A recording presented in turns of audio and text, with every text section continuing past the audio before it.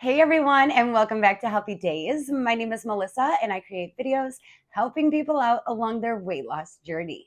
Today, we're diving into one of the most underrated parts of weight loss, and that is taking care of your gut health. This is week 5 of my 90-day Repairing My Gut Health for Weight Loss challenge, and I am so happy to be sharing it with you each step of the way.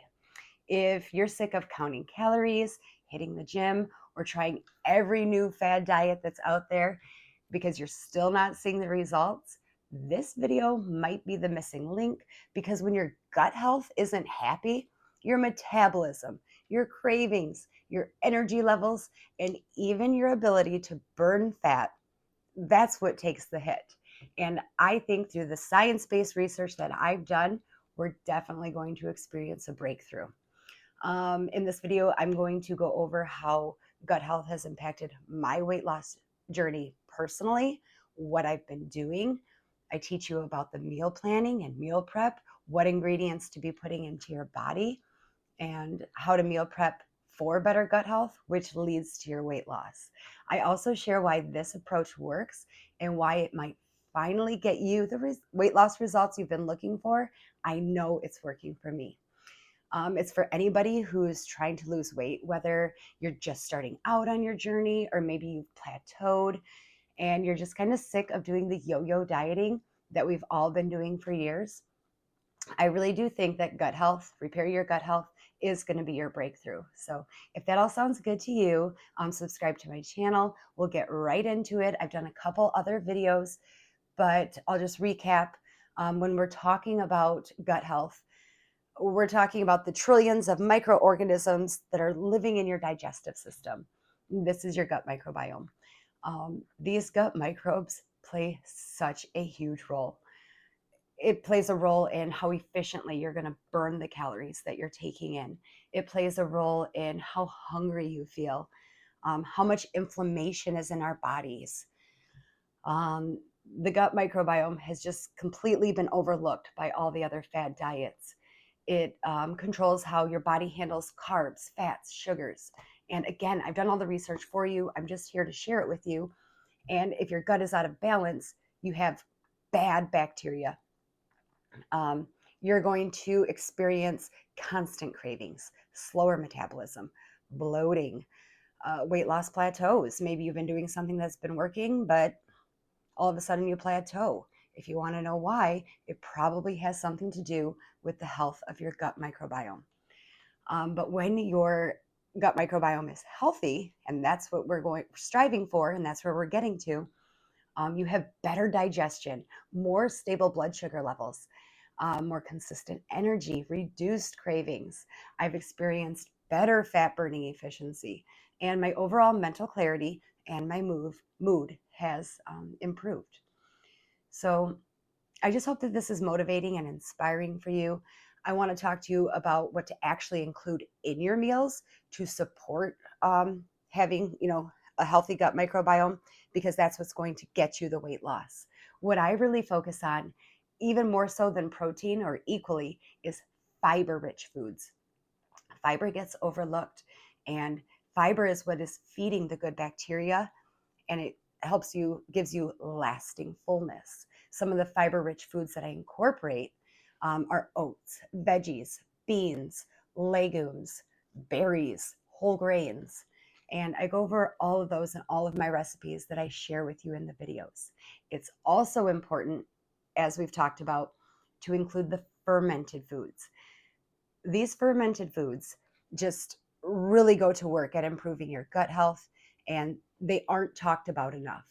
They're your Greek yogurt, your kefir, sauerkraut, kimchi. I have fallen in love with kimchi.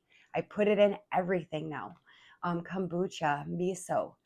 And because these other fad diets don't talk about it, it's not getting the acknowledgement that it deserves, and it really makes the difference. And of course, we have to focus, and I have been focusing on proteins, fish, tofu, eggs, chicken. I always do the vegetables, for the fiber and the micronutrients. I do my healthy carbs, sweet potatoes, quinoa, whole grains, and I start every morning with healthy fats like avocado, nuts, and extra virgin olive oil. Another thing that you have to focus on when you're repairing your gut health is reducing the trigger foods.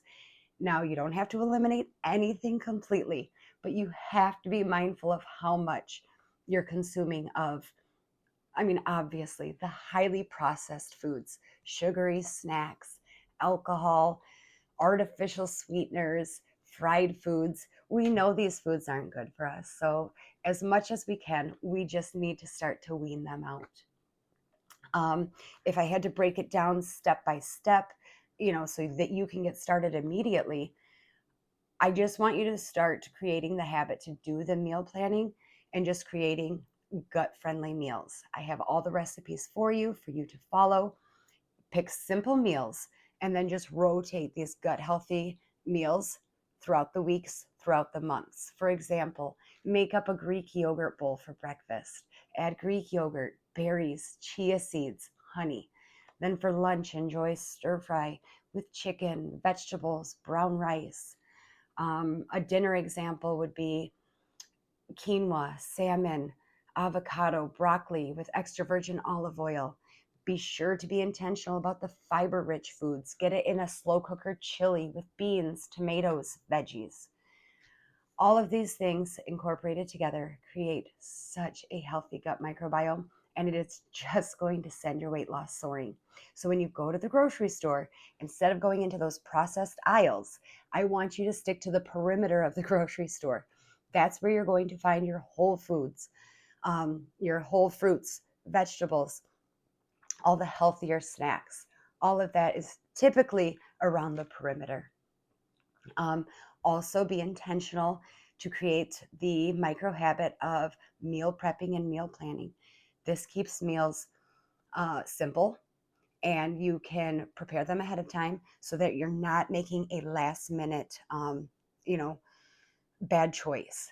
I just focus on Sundays. I'll meal prep out all of my foods for the week. I lay everything out on the table, and I just build the meals in the containers that are going to be full of the healthy, fermented, fiber rich, protein rich vegetable foods that are going to just really keep me on track with what I'm trying to do with my weight loss. I do a protein base, I add fiber and veggies, I add healthy fats.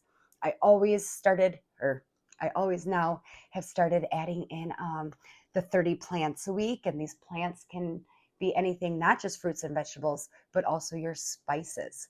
So be sure to add one gut boosting spice into each one of your meals, and add the gut boosting fermented food into your meals. A scoop of the sauerkraut, a dollop of Greek yogurt, a sprinkle of chia or flaxseed, or the serving of the kefir into your coffee in the morning.